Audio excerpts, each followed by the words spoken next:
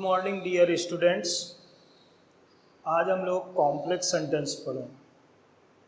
Complex sentence को बच्चों हिंदी में मिश्रित वाक्य कहते हैं। इसमें एक principal class,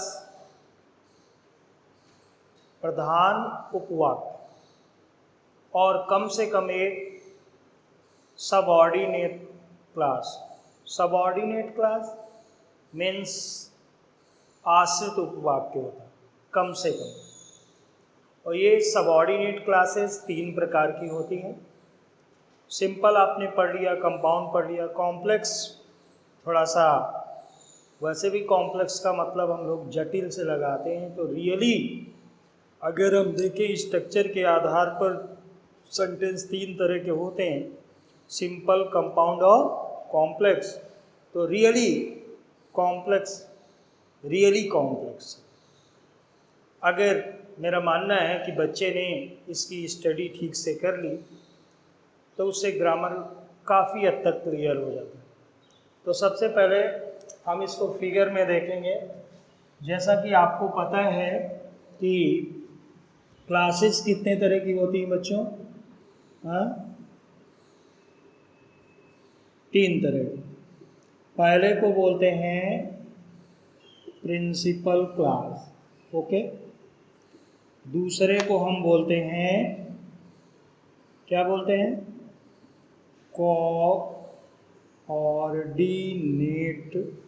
class, coordinate class. और तीसरे को बच्चे बोलते हैं हम सब ऑर्डिनेट क्लास, सबऑर्डिनेट क्लास। जब हम प्रिंसिपल क्लास में सबऑर्डिनेट क्लास जोड़ देते हैं तो बनने वाला सेंटेंस क्या होता है बेटा? Complex sentence. क्या बनता है? Complex, okay. सेंटेंस भी लिखिए, कॉम्प्लेक्स सेंटेंस, ओके। और जब हम प्रिंसिपल क्लास में कोऑर्डिनेट क्लास जोड़ते हैं तो इससे बना हुआ सेंटेंस क्या कहलाता है बेटा? Compound, okay. इसके बारे में आप अच्छी तरह से पढ़ चुके कंपाउंड से। अब हम बात करते हैं सबऑर्डिनेट क्लास। तो सबऑर्डिनेट क्लास कितने तरह की होती? तो हम देखेंगे सबऑर्डिनेट क्लास तीन तरह की होती। कितने तरह की? तीन तरह की। पहले को हम कहते हैं नाउन क्लास, दूसरे को हम कहते हैं एडजेक्टिव क्लास, ओके। और तीसरे को हम कहते हैं एडवर्ब क्लास, ओके। अब हम एक एक करके हम लोग अध्ययन करें। सबसे पहले देखिए, हमें कॉम्प्लेक्स सेंटेंस बनाने के लिए इसका ज्ञान होना चाहिए कि जब प्रिंसिपल क्लास और सबऑर्डिनेट क्लास जुड़ती है तो कॉम्प्लेक्स सेंटेंस। इसकी डिफिनेशन में कि कॉम्प्लेक्स सेंटेंस में एक प्रिंसिपल क्लास और कम से कम एक सबऑर्डिनेट क्लास होती है। सबऑर्डिनेट क्लास तीन तरह की होती है, नाउन, एडजेक्टिव और एडवर्ब, ओके। अब आज हम नाउन क्लास पढ़ेंगे। नाउन क्लास क्या होगा, ओके। इसको हिंदी में क्या लिखेंगे? संज्ञा उपवाक्य, ठीक है। इसके बारे में पढ़ो। इसमें सबऑर्डिनेट क्लास किसी नाउन के बारे में बता। नाउन क्लास वाक्य में नाउन का कार्य करती है। किसका काम करती है? नाउन का काम करती है। अब देखिए, जैसे हम एग्जाम्पल में लिखेंगे every teacher knows it, okay. दूसरा सेंटेंस है Ram is a good boy. Okay, अब इसको हमें कॉम्प्लेक्स सेंटेंस बनाना है नाउन क्लास शो करते हुए। तो देखिए कैसे बनेगा। एवरी टीचर नोज, इट को हटाएंगे, दैट लगाएंगे, that Ram is a good boy. तो इसमें किसके बारे में बात हो रही है? ये है ना, राम के बारे में बताया। नाउन क्लास वाक्य में नाउन का कार्य करती है। दूसरा दे father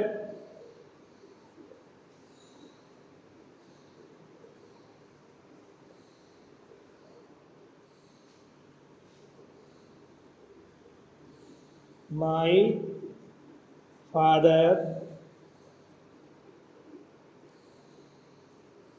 says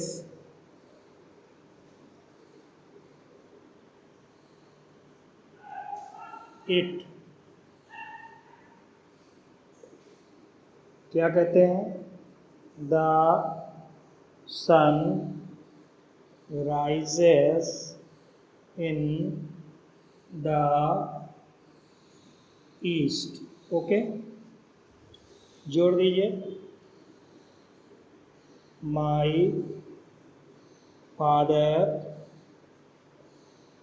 says that the sun rises in the east।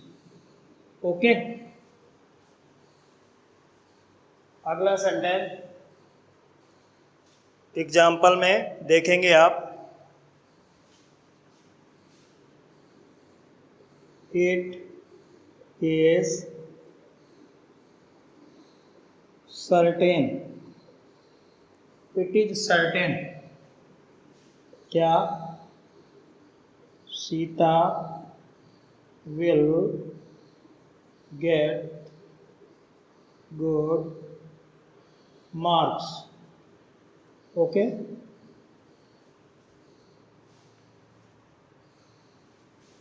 बहुत ईजी है। It is certain that Sita will get good marks। Okay,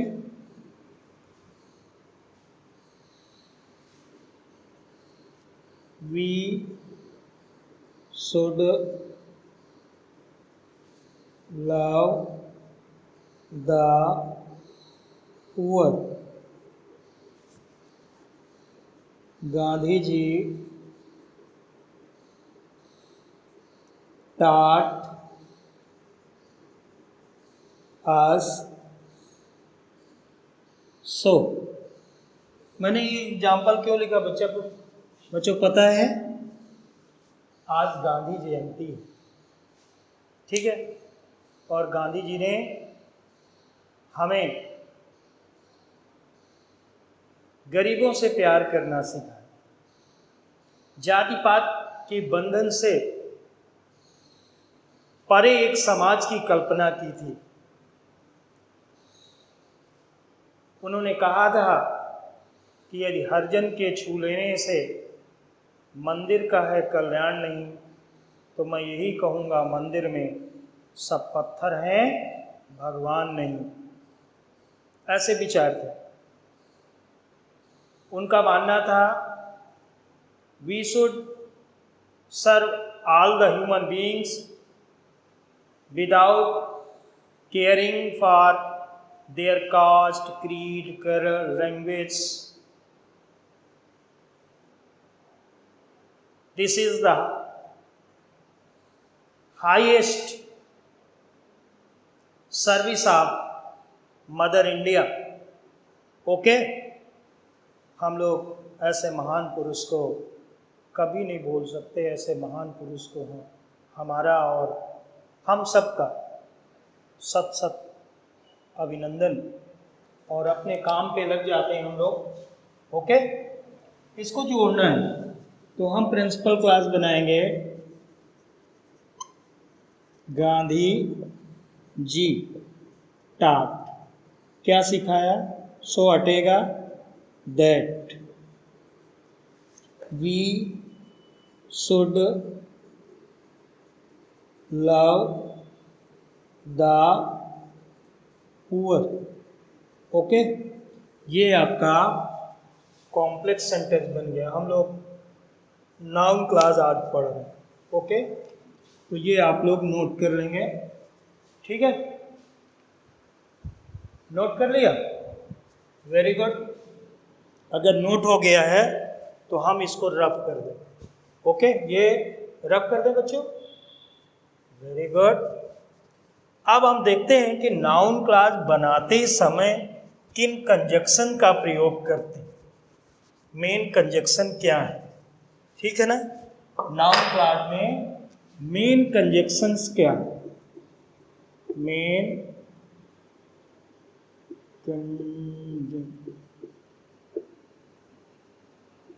okay,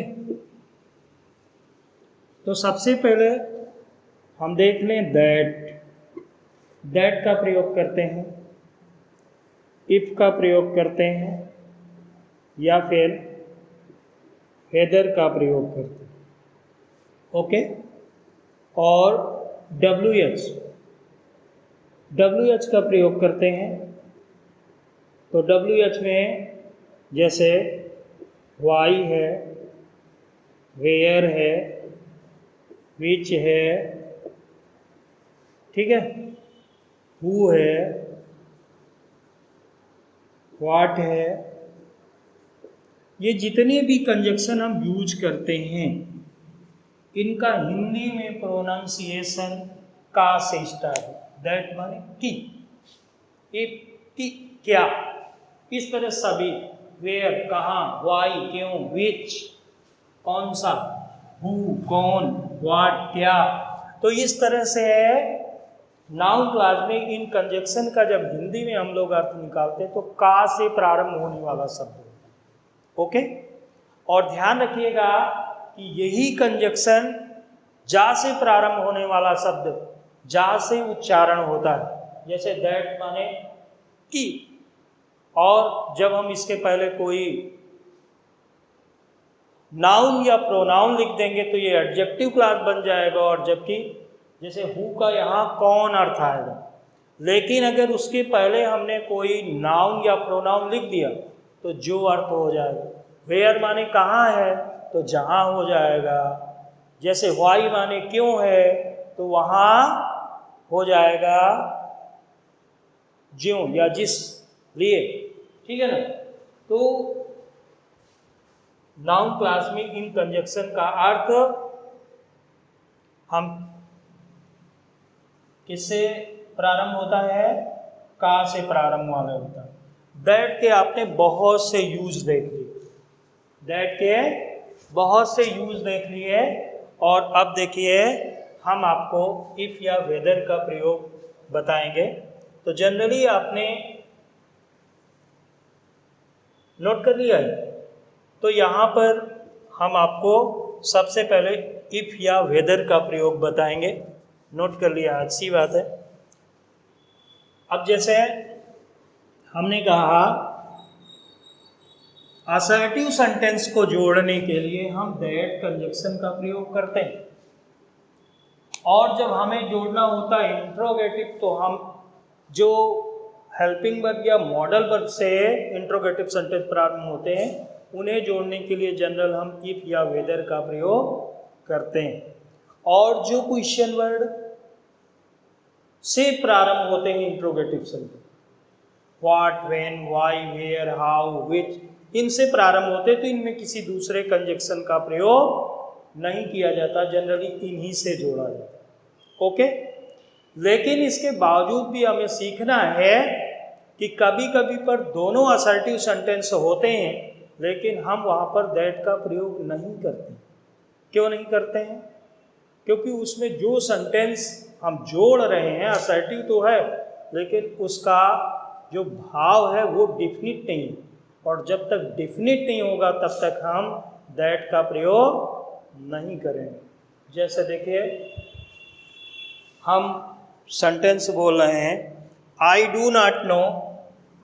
example है अगला 5th नंबर में, I do not know. I do not know. She may be innocent. Innocent. Okay. अब इसको जोड़ना। अब इसको जनरली बच्चे दैट से जोड़ देते हैं, लेकिन दैट से ये नहीं जुड़ेगा। क्यों? ये जो जोड़ रहे हो डिफिनिट का में लगा हुआ, संभावना 50-50, तो क्या होगा? आई डू नॉट नो। और कंजक्शन क्या लगाओगे? इफ या एदर। इफ सी में हट जाएगा, बी को ओपन करिए, सी में हटेगा, इफ काम करेगा उसकी जगह पर, और बी को इज एम आर में बदल दीजिए। सी इज इनोसेंट। ओके, ये समझ में आ गया? हाँ। और वैसे तो जनरली हम जब हेल्पिंग वर्ब से स्टार्ट होता है तब भी हम इफ़ या वेदर का प्रयोग करते हैं। अब जैसे हमने कहा टेल मी, टेल मी। दूसरा है dash he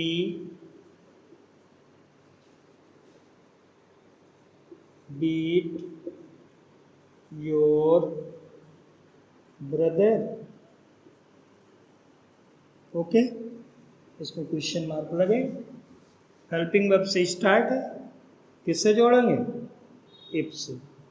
tell me, if he does हट जाएगा, if he beats your brother. Okay, ये समझ में आ गया? अब जो क्वेश्चन वर्ड्स से प्रारंभ होते हैं ऐसे इंट्रोगेटिव सेंटेंस हम लोग देखेंगे, ठीक है ना। जैसे हमने कहा, इसी तरह का सेंटेंस लेते हैं, tell me where have you put my book. My book. Okay, question. अब इन दोनों सेंटेंसेस को हमें जोड़ना है, तो हम कैसे करेंगे? कैसे जोड़ोगे? टेल मी, वेयर को कंजक्शन के रूप में लेंगे। अब सब्जेक्ट लाओ, where you have put my book, और अब फुल स्टॉप हो। ओके, ये समझ में आ गया? बेटा नोट कर लो। If you have any doubt in your mind you can ask without any hesitation. ठीक है, पूछिए अगर आपको कोई डाउट है।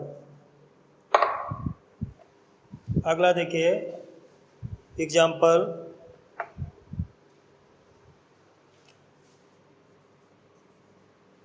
Will he come. Will he come. आगे I do not know. I do not know. अब इन दोनों सेंटेंसेस को हमें जोड़ना। Will he come, I do not know. Principal clause इसको बनाइए, क्या बनेगा बच्चों? I do not know. Conjunction क्या लगाएंगे? हेल्पिंग वर्ब्स या मॉडल वर्ब से स्टार्ट होते हैं तो कंजक्शन क्या लगाते हैं बच्चों? इफ लगाते हैं। If he will come. Okay, ये फुल स्टॉप हुआ है। तो इस तरह से आपने देख लिया नाउन क्लास इस तरह बनाते हैं। क्लियर है? Okay, bye bye, take care, we shall meet next day, thanks a lot.